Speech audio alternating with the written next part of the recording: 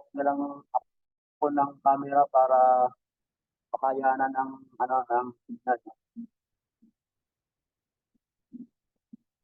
Okay, as we begin in our Sunday school, gusto pong basahin muna yung ating pong isa sa mga passage sa ating pong Sunday school dito po sa John chapter 1, verse 1 and 14.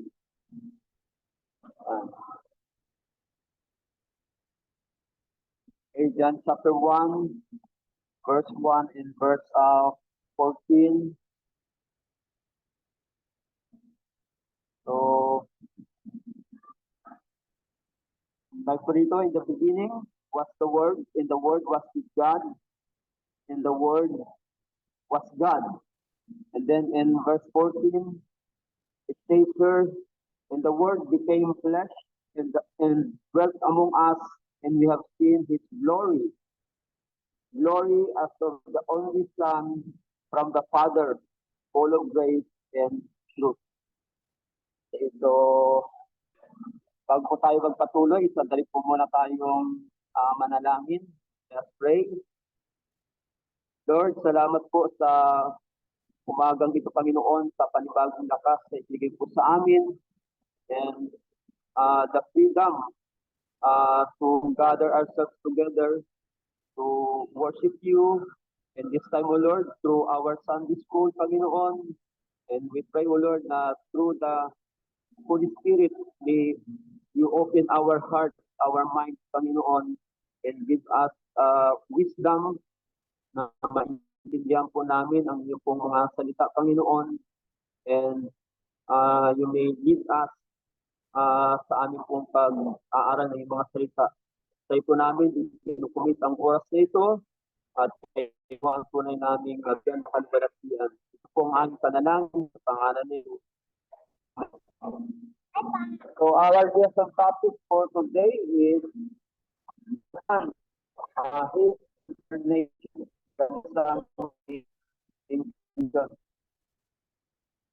Okay, so since na tayo po ay mag-celebrate ng kapanganakan ng ating Panginoon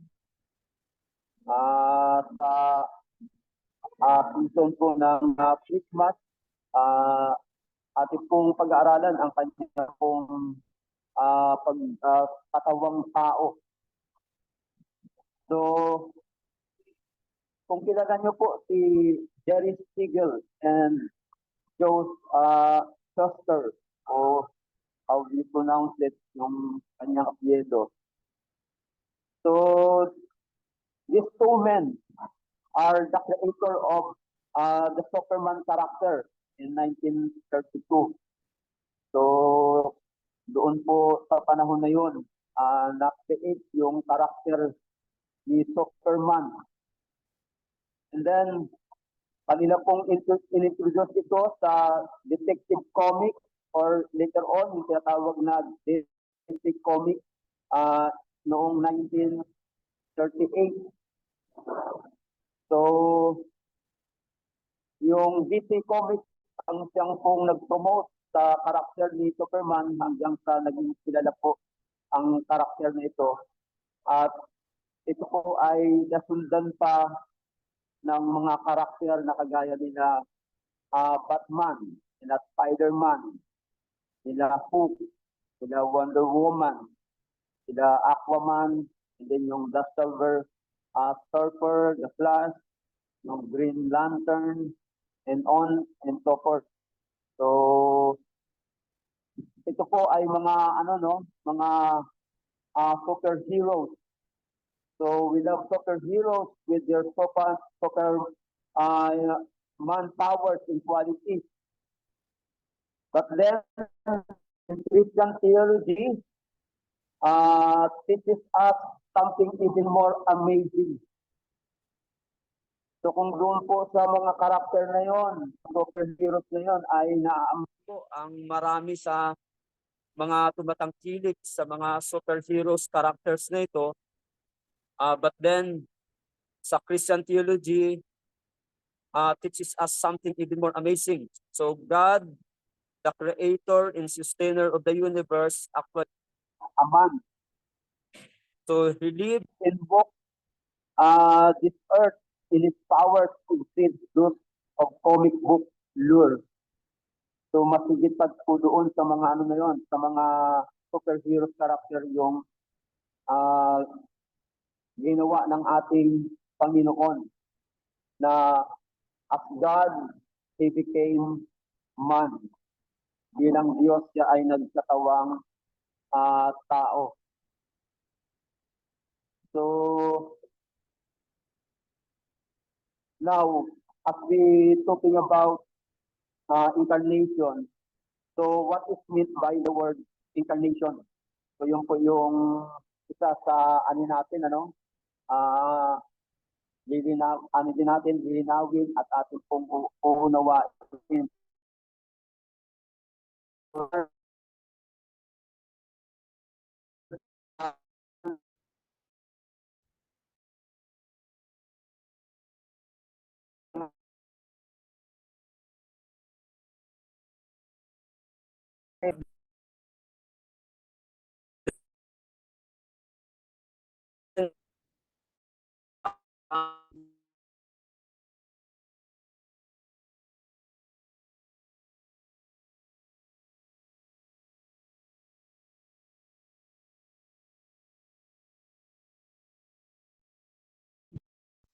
pinaloba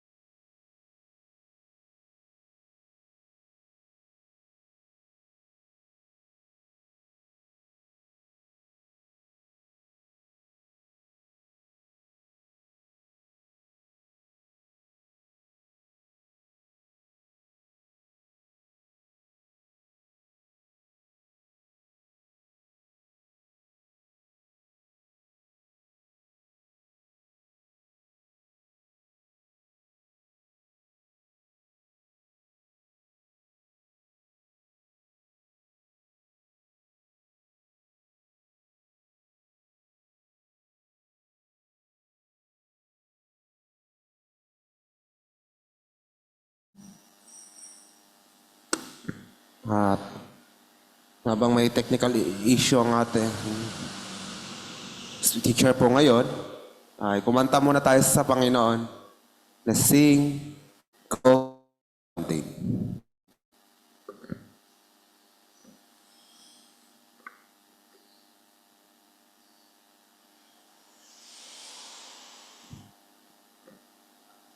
Sing for the Lord. Wait lang po.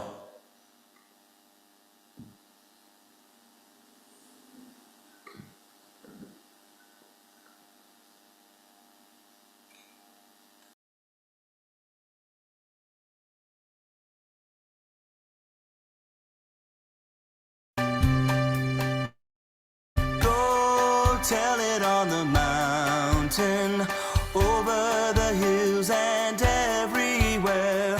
Go tell it on the mountain that Jesus Christ is born.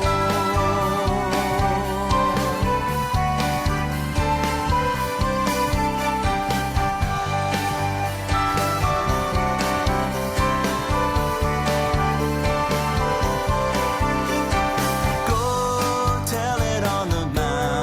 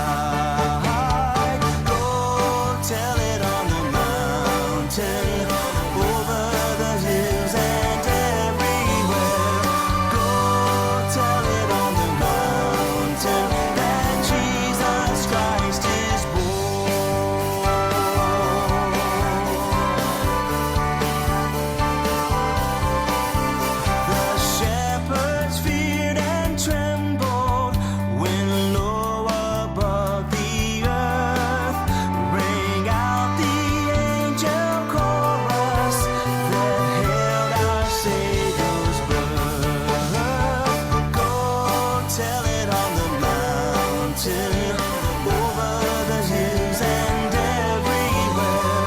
Go tell it on the mountain that Jesus Christ is born.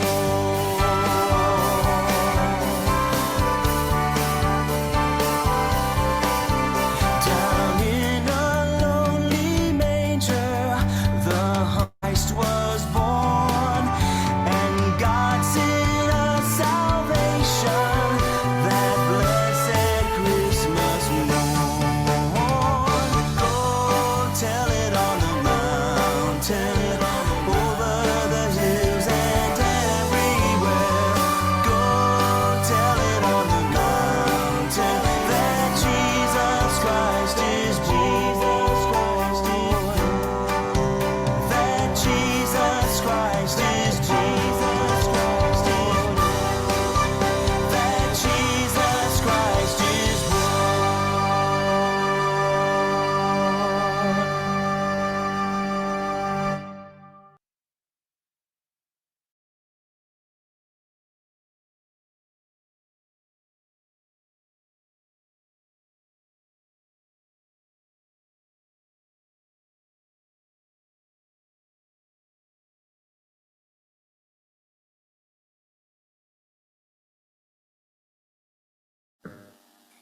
I think andyan na ata si Pastor Gary.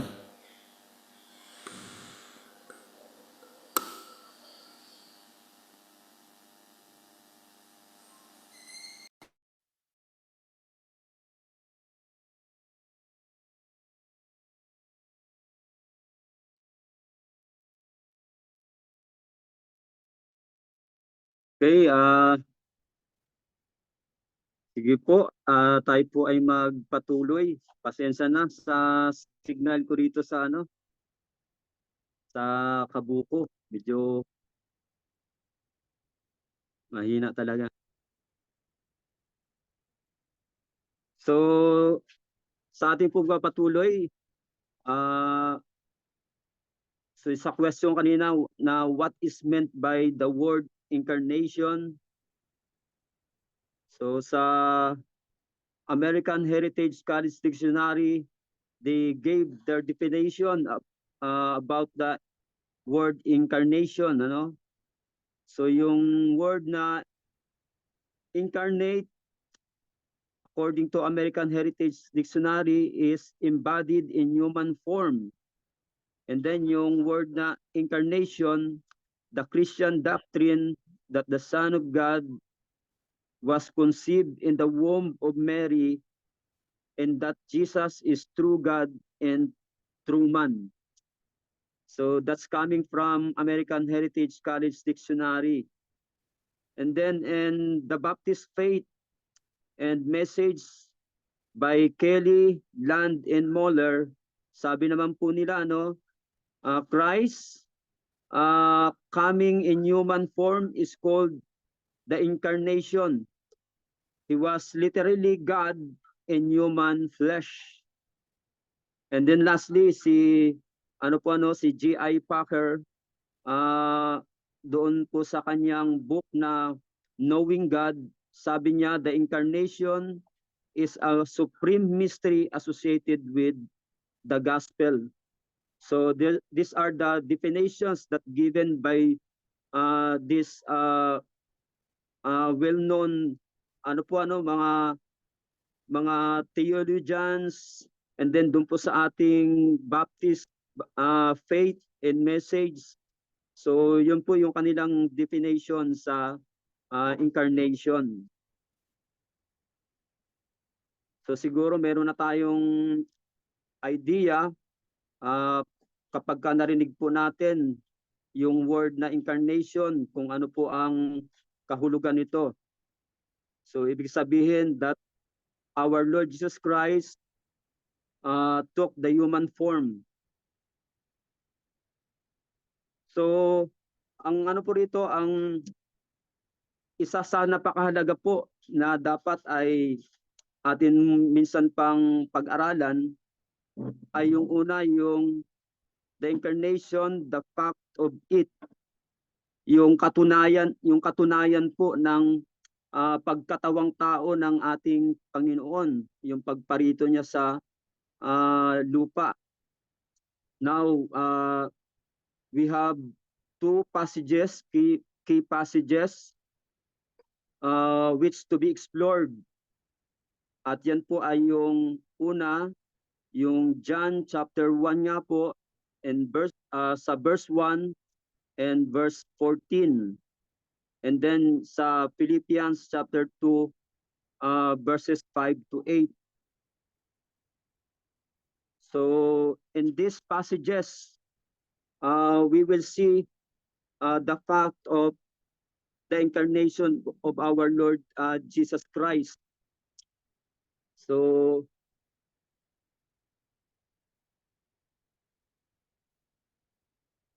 tingnan ko na kung sino ang mga participants natin. Lingan po siguro natin ang isa sa sa ating mga kapatiran, si Sister Madel siguro basa po yung yung verse 1, and then si Sister Mayan pakibasa po yung verse 14 ng John chapter 1.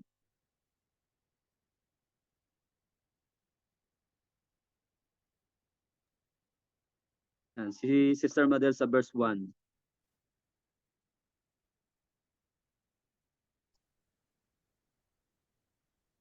In the beginning was the Word, and the Word was with God, and the Word was God. John 1:1. Thank you very much, Sister Madel. And then in verse 14, lingan natin si Sister Mian.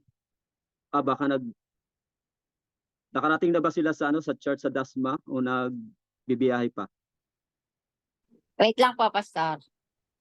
Okay. John 1:14 po. And the Opo. Word became flesh and dwelt among us, and we have seen His glory. Glory as the Son, as of the only Son from the Father, full of grace and truth. Yan. Thank you very much. So, in these verses, makita po natin yung katunayan, yung fact of the incarnation of our Lord Jesus Christ. So sa sa sulat po na ito ni Apostle John, ang isa sa kanya pong layunin sa sa pagsulat niya ng Book of John is to prove that the Lord Jesus Christ came in the flesh dahil sa panahon po ng early church, sa panahon po ni Apostle John, mayroon pong mga teachings na kung saan ang ating Panginoon ay hindi katawang tao. So dahil po 'yun sa kanilang paniniwala na ang espiritu ay hindi kailanman maaring magkatawang tao, sapagkat ang kanilang katuruan ay mangangahulugan na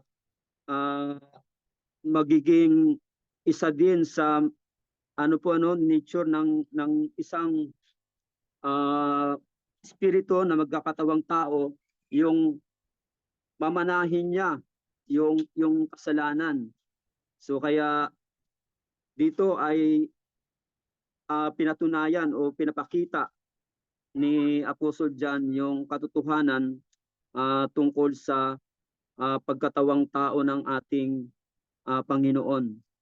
So is there any questions tungkol po diyan sa na yan, sa passages which is the fact of the incarnation of our Lord Jesus Christ?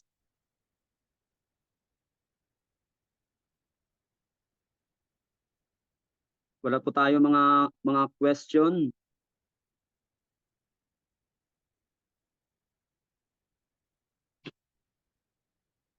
Yan. Okay, so kung wala, so si si Mark D. Scroll ay po siya, nagbigay po siya ng kanyang excellent work about the doctrine of the incarnation of our Lord Jesus Christ. Gaya po ng naka-plus sa ating screen. So doon po sa sa part na yung Mark the Scrolls Excellent Work Doctrine. Yan, sabi niya in John chapter 1 verses 1 to 2, the Logos has always been with God.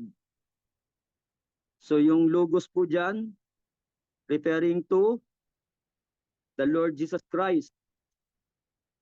Now, ang sabi dyan, the Lord Jesus Christ, the Logos, has always been with God. Kasama na noon ng Diyos ang ating Panginoon.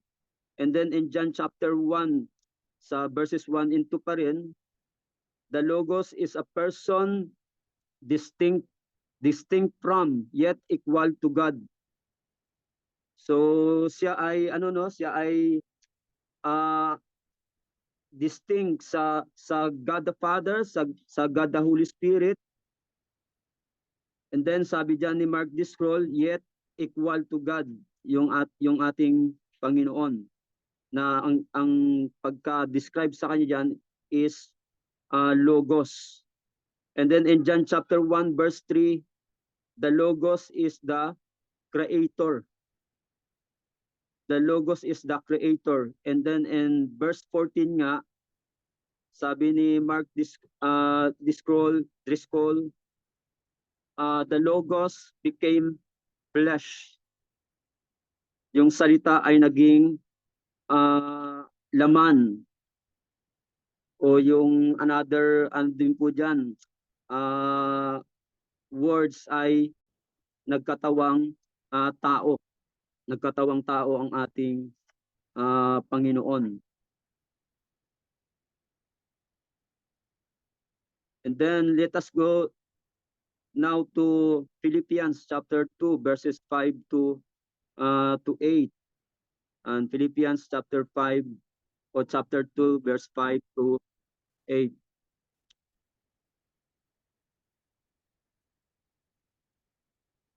Sino ba yung natin?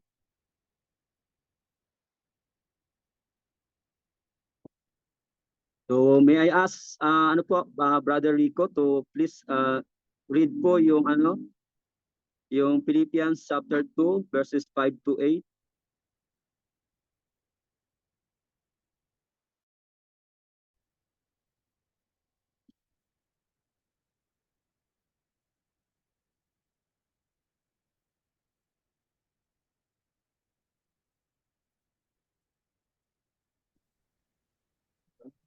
Wala lang po. Philippians 2, 5 to 8. Sige, Ate Banji, kayo na lang po.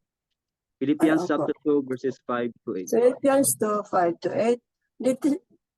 Let this mind be in you, which was also in Christ Jesus. 6. Who being in the form of God, through it not robbery to be equal with God. 7. But made himself of no reputation and took upon him the form of a servant and was made in the likeness of men. 8. And being found in the fashion of a man, as a man, he humbled himself and became obedient unto death, even the death of the cross. Yan. Okay, maraming salamat po Ate Banji sa pagbasa ng passage po na yan. So, dyan po sa passage na yan, in Philippians chapter 2 verses sa verses 5 to 8. So, mapapansin po natin na ito po ay isa doon sa dalawang ginamit natin na passages dito sa Bible that clearly shows us on how the Lord Jesus Christ incarnate. yung nagkatawang tao ang ating Panginoon. But then diyan po sa part na kung saan nasabi diyan yung yung pagkabanggit na kanya pong hinubad sa ibang salin yung kanyang pagka-Diyos. So dito po sa sa verse 7, sabi diyan, but made himself nothing, taking the form of a servant, being born in the likeness of men, and being found in human form, he humbled himself by becoming obedient to the point of death. So in other translations, yan, hanapin ko lang yung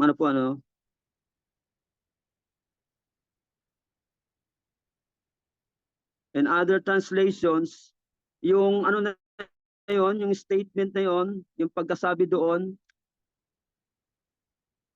ay yung hinubad ng ating Panginoon ang kanyang pagka-Diyos. So ano po ba ang dapat nating tamang pagkaunawa? So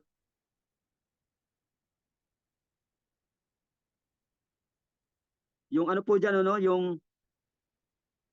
yung proper understanding nung sabi sa ibang salin na hinubad ng ating Panginoon ang kanyang pagka-Diyos,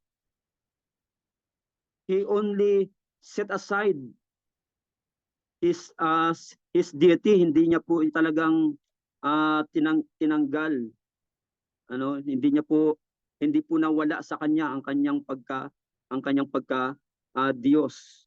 So sa verse 7 na yung sabi ng ibang salin, emptied himself, so or made himself of no reputation according to King James. And then sa NIV ay made himself nothing. Yan. So bakit po mahalaga ito na na dapat ay tama po ang ating dito, yung ating pong pagkaunawa dito. So let us open for the sake of our discussion tungkol po dito sa sa part po na ito.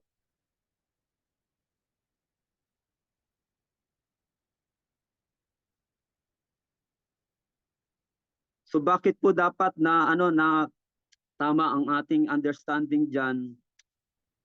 Pagdating po diyan sa sa part na yan, sa verse 7 na sabi diyan, but made himself nothing. Yan, sa ibang salin kagaya po sa NASB, emptied himself, and then sa King James, made himself of no reputation, and then sa NIV, made himself nothing.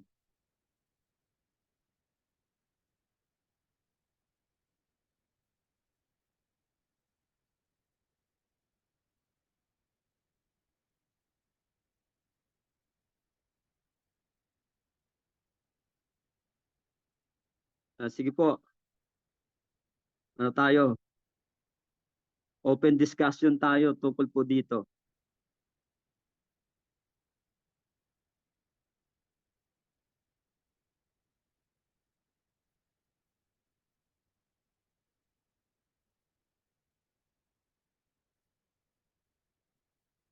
Wala po bang gustong mag-share ng kanyang thoughts?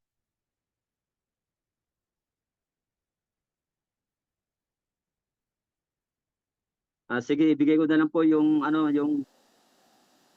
sige, amen. Para po sa akin is, naman talaga siya, hindi naman talaga niya tinanggal yung pagka-Diyos niya. Diyos pa rin siya. Ang kagandahan dito is, siya yun bang, hindi niya sinabi na, oy, ganito, dahil ako ang Panginoon, kundi ano siya, humble lang talaga siya dahil kumbaga is ang mga tao is may pagkahabog na rin lalo na pag yung nasa matataas na posisyon. Dahil nga is si Jesus is nung dito siya sa lupa is sumali siya sa mga tao rin na ordinary lang, hindi yung sa mga taong mayayaman. Kaya sinabi siya na he took himself in no reputation dahil nga is sa pagiging humble lang talaga, dahil sa humility lang talaga ng ating Panginoong Jesus. Yun lang ang naging opinion ko dyan. Yan. Okay, maraming salamat, Sister Klingkling. So, yun po ano lang talaga ang Panginoon. Sabi nga ni Sister Klingkling, andun yung kanyang humility. So, kaya kagaya nga po ng binanggit diyan na although sabi diyan sa sa verse 5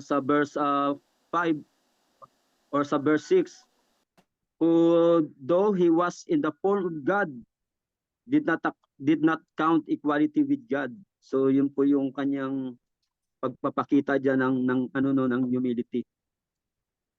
Okay, so any other na gusto pong mag-share din? Ayun, Pastor, dahil si Kristo po ay ipinanganak ng kapantay ng tao, ay hindi po ba pinanganak na sa sabsaba, so siya pinanganak sa parang pinanak siya ng karaniwang tao. Tapos, ayun, nagpakumbaba siya at naging masunurin siya. Dahil sa maging masunurin siya, ayun, hanggang kamatayan, o kaya, yun, nagpasunurin siya hanggang kamatayan. Hanggang nagpapako sa krus. Dahil siya ay siya ay lubusang tinaas ng Diyos na kapantay ng Panginoon. Subalit nagpakumbaba pa rin siya at naging masunurin sa kanyang Ama. Nagsunurin sa Diyos. Amen. Okay, thank you very much po, Ate Banji. So, we praise God sa po na yon, sa insight na i-share ni Ate Banji sa atin. So yung yung humility and obedience ng ating Panginoon ang ang ipinakita to set us an example mula sa ating Panginoon. Okay, so thank you very much, and I would like to share yung mga comment gagaya po ni Kittel sa Theological Dictionary of New Testament, na sabi diyan ni Kittel, the heavenly Christ did not selflessly exploit his divine form and made of being, but by his own decision emptied himself of it or laid it by, taking the form of a servant by becoming man.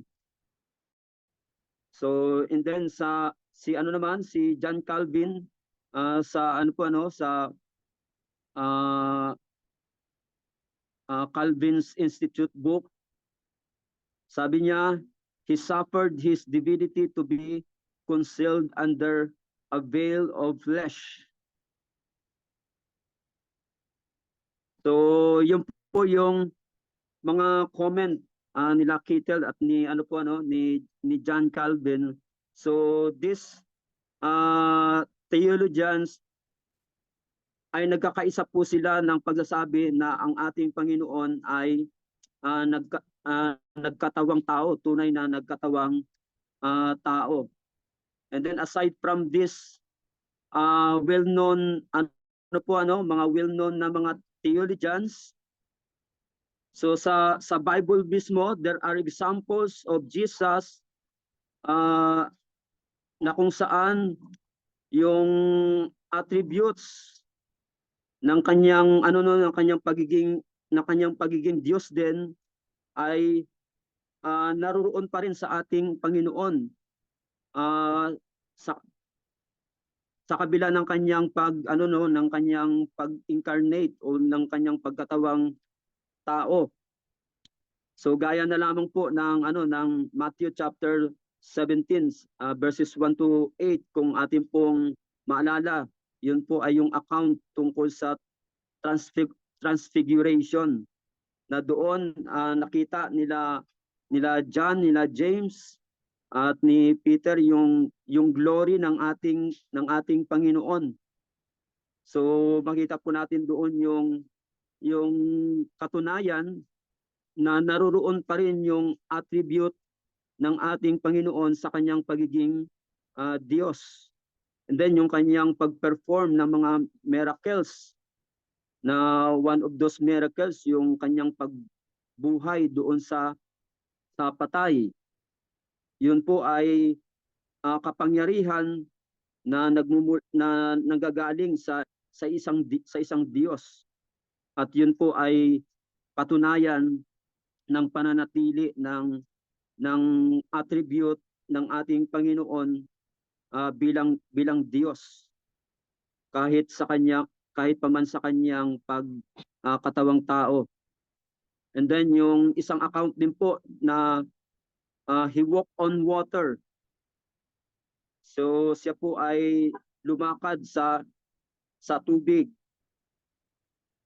And then yung kanya pong kilala sa mga tao o sa iniisip ng mga tao, yung pagkaalam niya sa iniisip ng mga tao. So yun po yung mga katunayan na nabanggit ng Biblia bilang pagpapakita na yung attribute ng ating Panginoon as God ay hindi po nawala. Nandun pa rin po sa ating Panginoon. And then yung lastly in Matthew chapter 26 verse 53, na doon maaari pong tawagin ng ating Panginoon ang 12 legions of angels or yung 72,000 angels po to fight for him kung gugustuhin niya. But then makita din po natin doon nung nagkatawang tao ang ating Panginoon, gaya po na binanggit dito ni Apostle Paul sa Philippians chapter 2, na bilang Diyos na nagkatawang tao ay sinit aside ng Panginoon, ng ating Panginoon ang kanyang pagka-Diyos. Pinili niya na wag gamitin yung kanyang mga attributes as God sa panahon ng siya po ay nagkatawang tao. Okay? So before tayo po magtapos sa doon po sa natin, sa ibibigay ko na yung i-consider natin. So mayroon po ba tayong mga questions tungkol po sa ating topic ngayon, the incarnation of Christ? Tungkol po sa pagkatawang tao ng ating Panginoon, na at the same time ay nanatili po yung kanyang divine nature, yung attributes ng ating Panginoon.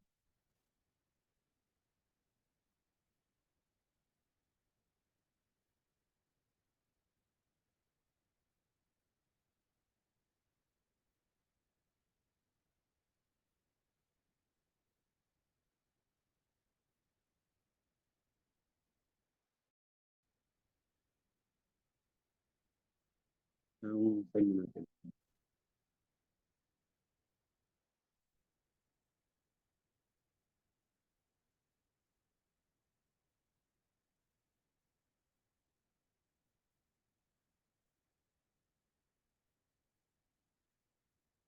Okay, kung wala po, So I would like to give to you yung dapat nating consider, ano. So sabi po ng isang Bible scholar, ordinary men must die, only God can choose to die. So sa kanyang sinabi po na ito, ano, dito ay sinasabi na ang ating Panginoon ay nakaranas ng kamatayan bilang katunayan ng kanyang tunay na pagkatawang tao. But then sa pananatili po ng kanyang attribute as God, only God can choose to die. Siya po ang pumili ng uri ng kanyang kamatayan. Nandiyan po yung kung kailan yung itinakda na panahon ng kamatayan ng ating Panginoon. Remember na ano po siya, nandun yung pagtatangka sa kanya na siya po ay patayin, subalit hindi po nangyari sapagkat hindi pa yun ang itinakda na panahon. Hindi yun ang pinili ng Diyos na panahon na siya po ay patayin. So kaya doon nakita din po natin yung yung kapangyarihan pa rin ng ating Panginoon na nananatili sa kanya sa kabila ng kanyang pagkatawang tao, yung katangian na yon na bilang Diyos sa magitan ng kanyang kapangyarihan na siya ang mayroong kapangyarihan na pumili ng kanyang kamatayan, ng kanyang pagkamatay. So yun po yung ating pong dapat unawain tungkol po sa ng ating Panginoon, sa pag-incarnate ng ating Panginoon. Let us always remember that the Lord Jesus Christ was truly incarnate o incarnated. Siya po ay tunay na nagkatawang tao. But then let us also understand na sa pagkatawang tao ng ating Panginoon, na natili po ang attributes niya bilang Diyos. So hindi po nawala ang attributes ng ating Panginoon bilang Diyos. Okay, kaya nga ang ating Panginoon ay meron pong unique nature na yung sa statement of faith po natin, sa Baptist statement of faith, na the Lord Jesus Christ is fully God and fully man. Sa iba pong mga theologian, ang ang prepare nilang gamitin ay yung 100% God, 100% man. So that's the unique nature of our Lord Jesus Christ. But then let us always remember na ang ating Panginoon ay tunay po na nagkatawang tao. Siya po ay tunay na nagkatawang tao. So gaya po ng binanggit niya sa ating mga passages from John chapter 1 verse 1 and verse 14, and then sa pananatili po ng Panginoon, ng attributes ng Panginoon as God. So makita po natin yung mga passages kagaya po ng Matthew 17 at sa sa Matthew 26 and other passages na kung saan ay nagpapakita na nanatili ang attributes ng ating Panginoon. So, dako po tayo sa ating take away lesson. Yan. Good morning, Pastor. So mauna po siguro tayo sa siguro. Sige, Deacon. Okay. So ako na, pangunahan ko na. So, while I studying the word, sa Philippians kasi, naalala ko yung time na we have our seminar sa Heavenly People. Ang tagapagturo niyan yun si Pastor Collado. And pinaka-word doon kasi is hindi yung ano eh, yung tinanggal niya, or sa another translation ng Tagalog nga, hinubad. But mali yung translation na yun. But the true translation nga is in sa Tagalog. Maganda sana eh. Sa ang salita ng Diyos, Tagalog Contemporary, sabi sa verse 7, sa halip, ibinabanyaya ng lubusan ang sarili niya sa mamagitan ng anyong alipin, naging tao siyang tulad natin. So, pinapakita nito na ang pinakamagandang pinakita dito is hindi humbleness eh, but pinakamababa. Kinuha niya yung katawan tao at nagpakababa. Siya ay hari ng mga hari, Diyos ng mga Diyos, eternal na Diyos. But nagpakababa siya at naranasan yung kamatayan. We as a people nga, kung ano ko nga is, we are subjected to the fear of death. Lahat tayo may pagkatakot sa kamatayan. But yes, I experienced that also. Kasi naalala ko when he prayed on the Gethsemane, take away the cup or this cup. But ang sabi ng Panginoon is to, not my will, but your will be done, Lord. Hindi lang ang fear na magka-suffer siya, bubugbugin siya, papahiya siya, but also the fear of death, na ano ko rin na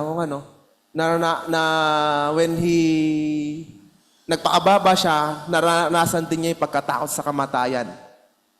But in everything, pinapakita nito kung gaano kapalad ang Kristiyano eh. Siya muna ang nakaranas nito para bigyan tayo ng laya sa pagkatakot sa kamatayan at yung kahihiyan ng ating mga kasalanan. Kaya we are blessed that Christ was born first Christmas Day. Dahil kung wala ang Panginoong Hesukristo, ay we are subject in everything. Subject tayo sa kasalanan, subject tayo sa kamatayan. But because of Christ has nagpakababa, siya umako nito. At pinapakita nito yung pinakagandahan dito yung yung alam niyo, Pastor, yung fellowship natin last time, yung pinag-uusapan natin kung gaano ka-amazing yung sovereignty ng Panginoon na nagpaplanong gusto siyang patayin, hulihin. But yung time na walang kayang gumawa. But nung nasa Gethsemane na, tatakipin na siya, talagang inalaw lahat ng Panginoon niya. Inalaw talaga ng Panginoon yan. Kaya this is the amazing of the sovereign ng kapangyarihan ng Panginoon natin. So that's my takeaway lesson. Amen. Thank you very much, Deacon, sa sa napagandang nakita natin dito sa pagkatawang tao ng ating Panginoon as a lesson for us as Christians. Okay, so sige po, si Mami Bismin, na-take away lesson po natin.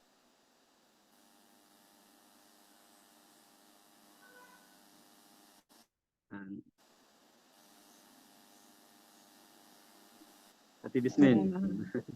Good morning po. Sa akin din po, dito sa verse 7 po, dahil nga po sa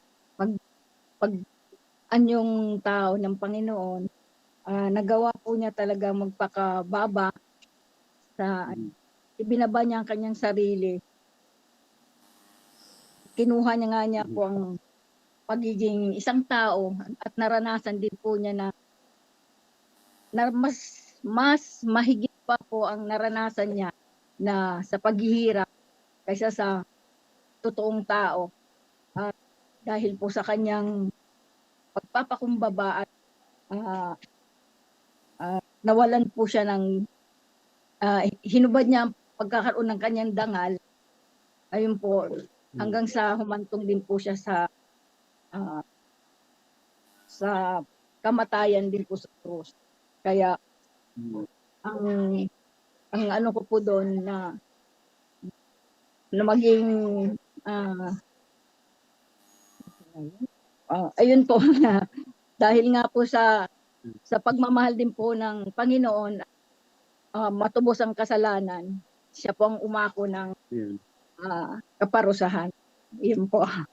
Mhm. Yun lang po, Pastor. Amen. Okay, thank you very much po, Ate Bismen. So, praise God sa ano pa, no? Sa humility ng ating Panginoon na ano talaga,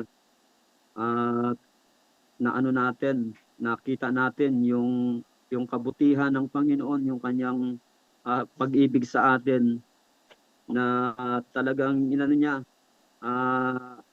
kinuha niya ang anyo ng tao at hindi lamang yung anyo ng tao kundi yung bilang alipin upang sumunod sa kalooban ng Panginoon na sa kalooban ng Ama na siya po ay tumungo doon sa ano no sa cross upang tayo po ay iligtas, tayo po ay tubusin tayo sa ating mga kasalanan.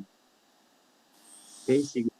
Sige po diyan sa ano nyo, para ano na lang, isang ano na lang diyan sa kila ano kung nandiyan pa sila Sister Madel.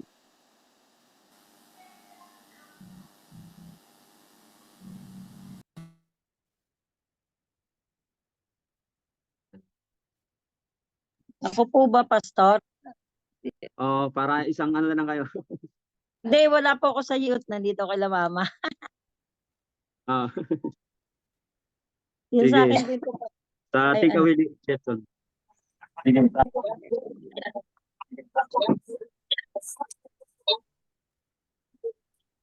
Sa akin din po, Pastor, ganun. Yung hindi po. Sino ba yung nagsasabi?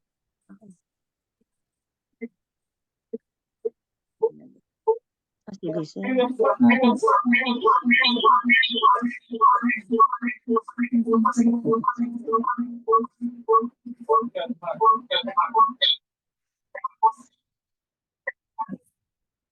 Sa kanila at ang connection, Pastor.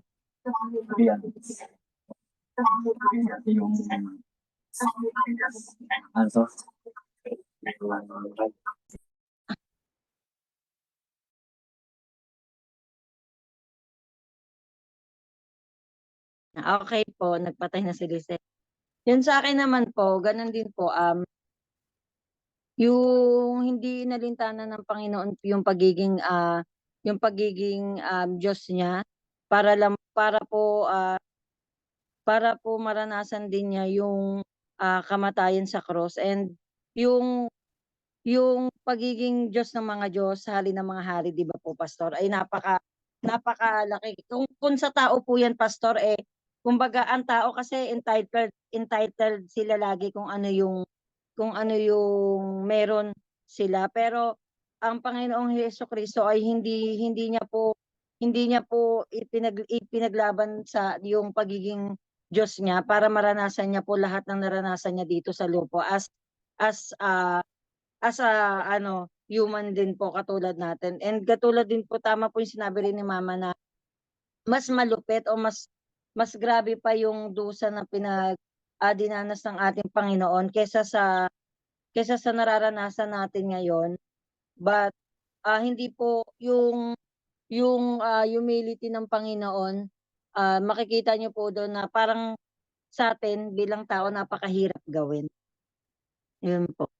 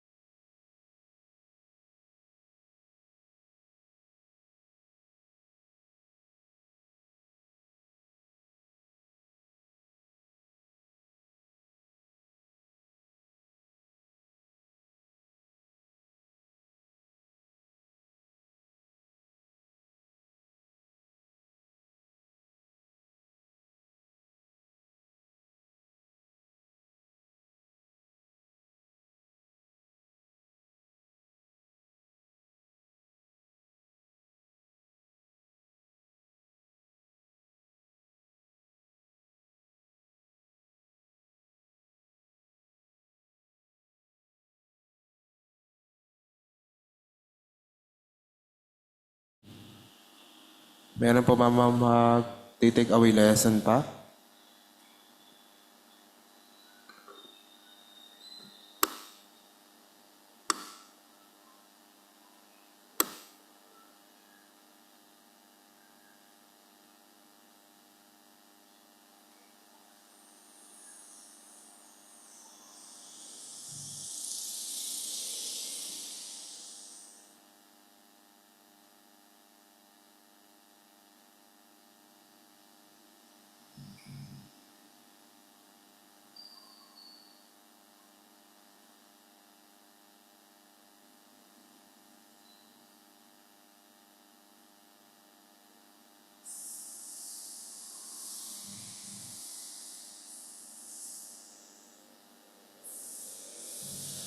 Ano pala, naka, ano pala yung mic ko. No? So yung sa ano din, no, nabanggit ng Hebrews chapter 4, di ba? Lalo na doon sa bandang 15, sabi, for we do not have a high priest who is unable to sympathize with our weaknesses, but one who in every respect has been tempted as we are, yet without sin. So ito ay ano din, ano, napakagandang passage o verse na nagpapakita ng tunay na pagkatawang tao ng ating Panginoon, at the same time yung pagiging Diyos ng ating Panginoon sa magitan ng kanyang walang kasalanan, yung pagiging walang kasalanan ng ating Panginoon. Na sabi diyan, in every respect has been tempted as we are, yet without sin. And then sa verse 16, na sabi po rito, let us then with confidence draw near to the throne of grace, that we may receive mercy and find grace to help in time of need. So nabanggit po dyan na talagang yung naranasan natin, hindi natin pwedeng sabihin na hindi alam ng Panginoon, hindi naramdaman ng Panginoon. Naranasan ng Panginoon yon dahil sa kanyang tunay na pagkatawang tao. Hindi po kumbaga ano lang, idea, kundi tunay na ang ating Panginoon ay nagkatawang tao at tunay niya pong naramdaman at naranasan yung mga kahirapan. Kaya sabi po diyan ng author ng Book of Hebrews, na sabi niya, we do not have a high priest who is unable to sympathize with our weaknesses. So tunay na naunawaan ng Panginoon ang ating pong mga kahirapan, mga nararanasan, dahil siya mismo ay naranasan niya po yun dahil sa kanyang tunay na pagkatawang tao. Tunay na nagkatawang tao ang ating Panginoon. At yung pasimula po noon ay yung binanggit doon sa John chapter 1, na and then sa verse 14 na ang salita ay naging laman o nagkatawang tao. Okay, so thank you very much sa bawat isa po sa atin. Tayo po ay magwakas sa panalangin.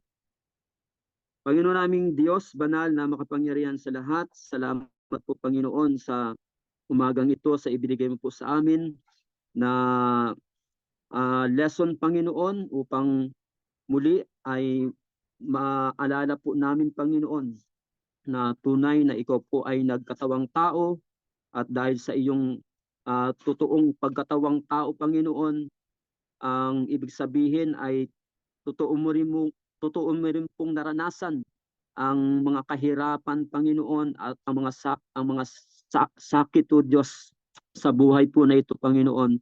And so Lord, kagaya po ng sinabi ng author ng Book of Hebrews, tunay na kami po ay nauunawaan mo po Panginoon ano man po ang aming naranasan, sapagkat ang lahat ng kahirapan na ito at higit pa ay naranasan mo po Panginoon sa iyo pong pagkatawang tao o Diyos. But then, O Lord, we thank you na ipinaalala mo rin po sa amin Panginoon na sa iyo pong pagkatawang tao ay hindi po nawala ang iyong pagka-Diyos. Nanatili po, Panginoon, ang iyong pagka-Diyos, at sa magitan nun, pinakita mo po, Panginoon, bilang pag-iiwan sa amin ng halimbawa, gaya po ng binanggit ng Philippians chapter 2, Panginoon, ang pagpapakababa, Panginoon, ang humility, Panginoon, na sa kabila ng lahat na ikaw ay Diyos pa rin, ay iyo pong isinantabi ang iyo pong pagiging Diyos, Panginoon, upang magbigay ng halimbawa ng pagpapakababa, O Diyos. Salamat po sa iyo pong pagsama at panguna sa amin sa umagang ito. Ito po ang aming panalangin sa pangalan ni Jesus. Amen. So I give back to Deacon Ira yung time.